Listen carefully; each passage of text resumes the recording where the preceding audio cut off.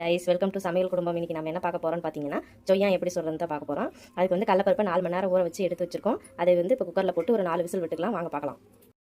4 whistle விட்டு நல்லா பருப்பு நல்லா வெந்துருச்சுங்க. வெந்து இப்போ மத்துக்காம்பில் வந்து நாங்கள் நல்லா மசிச்சு வச்சிருக்கோம். இதில் வந்து நாங்கள் வந்து சக்கரை ஆட் பண்ணியிருக்கோம். இந்த மாதிரி பதத்துக்கு பிடிக்கிற மாதிரி இருந்தால் தான் அந்த பூரணத்தை வந்து மைதா மாவில் டிப் பண்ணி போடும்போது நல்லா வேகும் போது நல்லா இருக்குங்க.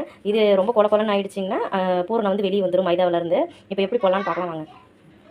பாருங்கள், மைதாவை லைட்டாக உப்பு போட்டு நல்லா அந்த பதத்துக்கு கரைச்சி வச்சுக்கோங்க. அப்போ தான் வந்து அதில் டிப் பண்ணும்போது கரையாமல் நல்லா ஸ்ட்ராங்காக வந்து பிடிச்சிருக்கோம். பார்க்கலாம் வாங்க.